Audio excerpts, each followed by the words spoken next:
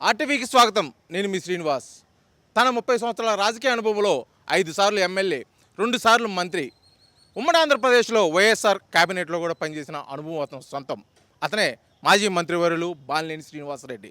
ప్రస్తుతం జనసేనలో క్రియాశీలక పాత్ర పోషిస్తున్నటువంటి అతను ఇప్పుడు రాజకీయ ఉనికి ఎక్కడి నుంచి అనేది పెద్ద ప్రశ్నగా మిగిలింది.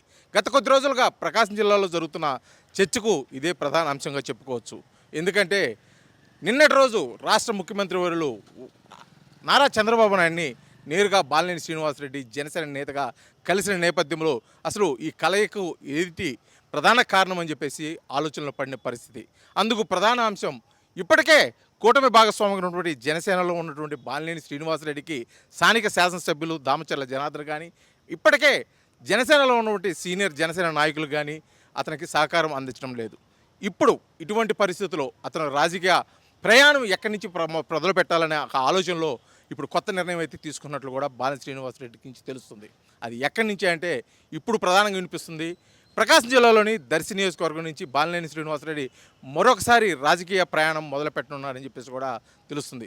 అదేవిధంగా నూతనంగా ఏర్పడిన మార్కాపురం జిల్లాలో ఇప్పటికే 4 నియోజకవర్గాల్లో 3 నియోజకవర్గాలు ఓసీ కేటగిరీ ఉంటే ముఖ్యంగా గిద్దలూరు మార్కాపురం నుంచి కూడా పోటీలో ఉండే అవకాశం ఉంది. కాకపోతే దీనికి ప్రధాన అడ్డంకిగా ఉన్నటువంటి టీడీపీ అధిష్టానం నుంచి ఒక క్లియరెన్స్ కావాలి. ఆ క్లియరెన్స్ కోసమే ఇప్పుడు నారా చంద్రబాబు నాయుడిని బాలినేని శ్రీనివాసరెడ్డి కలిసి అతని ఆశీస్సులు తీసుకునే దానికోసం కూడా ప్రయత్నాలు జరుగుతున్నాయని చెప్పేసి కూడా తెలుస్తుంది. దీనికి ప్రధాన కారణం జనసేన అధినేత పవన్ కళ్యాణ్ సూచనల మేరకే ఇదంతా జరుగుతుందని, రానున్న 2029 ఎన్నికల్లో దర్శి నుంచి బాలినేని శ్రీనివాసరెడ్డి ప్రాతినిధ్యం వహించబోతున్నాడు అని చెప్పేసి వార్తలు కూడా గుప్పమంటున్నాయి. కాకపోతే ఇది అధికారికంగా వెలువడాల్సిన పరిస్థితి ఉంది. కాకపోతే ఇక్కడ జరుగుతున్న పరిణామాలు, చేస్తున్నటువంటి సమీకరణాలు అన్నీ కలిపి చూస్తుంటే బాలినేని శ్రీనివాసరెడ్డి ఈసారి మటుకి పశ్చిమ ప్రకాశానికే పరిమితమయ్యేటట్టు ఉంది. ఎందుకంటే ఇప్పటికే 2 సార్లు మంత్రి హోదాలో ఉన్నటువంటి అతను ఇప్పుడు రాజకీయ నాయకుడిగా కూడా కనీసం గెలవటం అటు నుంచి పోటీకి కూడా కష్టపడాల్సిన పరిస్థితి. ఇటువంటి నేపథ్యంలో అతను ఖచ్చితంగా రానున్న ఎన్నికల్లో తన సత్తా మరొకసారి నిరూపించడం కోసం ఒక గట్టి నియోజకవర్గం ఖచ్చితంగా గెలిచి తీరి అనేక మందికి సమాధానం చెప్పాలని చెప్పేసి అయితే అతను ఎదురు చూస్తున్న పరిస్థితి. దానికి వేదికగా ఎంచుకున్నాడు దర్శి నియోజకవర్గం. కాకపోతే ఇప్పటికే దర్శి నియోజకవర్గంలో గొట్టిపాటి రవికుమార్ అన్న కూతురు గొట్టిపాటి లక్ష్మి టీడీపీ సమన్వయకర్తగా పనిచేస్తున్న ఈ క్రమంలో అసలు ఆ సీటు ఎక్కడికి ఎవరికి ఎలా ఇస్తారనేది ఇప్పుడు నారా చంద్రబాబు నాయుడు చేతిలో ఉన్న పరిస్థితి. నారా చంద్రబాబు నాయుడు గారిని ఒప్పుకుంటే రానున్న 2029 ఎన్నికల్లో బాలినేని శ్రీనివాసరెడ్డి దర్శి నుంచి బరిలో నిలవన్నారు అని చెప్పేసి ఒక అంశం అయితే ఇప్పుడు ప్రధానంగా చర్చుకుంటున్నారు. అదే కోవలో మరొక విషయం కూడా తెర మీదకి వస్తుంది.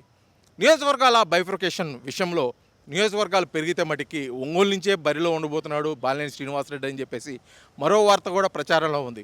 అదేవిధంగా నూతనంగా ఏర్పడిన మార్కాపురం జిల్లాలో మరొక నియోజకవర్గం పెడితే ఆ నియోజకవర్గం నుంచే అతను రాజకీయ ప్రయాణం ఉండబోతుందని చెప్పేసి కూడా వార్తలు వస్తున్నాయి.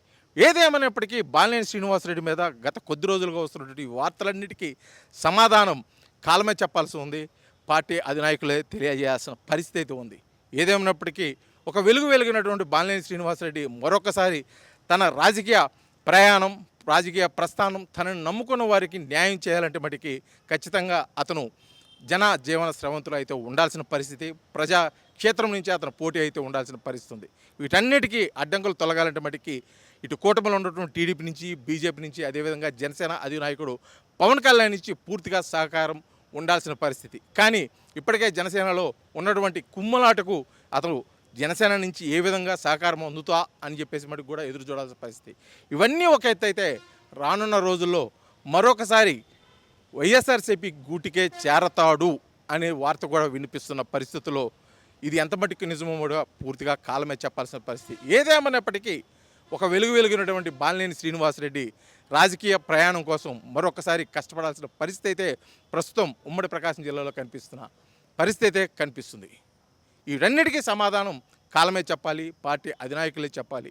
అప్పటి వరకు పూర్తిగా వేచి చూడాల్సిన పరిస్థితి అయితే బాలినేని అభిమానులకు, అదేవిధంగా ప్రకాశం జిల్లా ప్రజలకైతే ఉన్న పరిస్థితి అయితే ఇక్కడ కనిపిస్తుంది. వీడియో జర్నలిస్ట్ లక్ష్మణ్తో శ్రీనివాస్, ఆర్టీవీ, ఒంగోలు, ప్రకాశం జిల్లా. తెలుగులో ఫాస్టెస్ట్ న్యూస్ ఇప్పుడు కొత్త అవతారంలో 5 సెకండ్లోనే పూర్తి వార్తా సమాచారం మీ చేతిలో. సోషల్ మీడియా ట్రెండ్స్ మీ కళ్ళ ముందుకే live TV and voice search ఆప్షన్స్తో ఇప్పుడే డౌన్లోడ్ చేయండి. యాప్ లింక్ డిస్క్రిప్షన్లో ఉంది.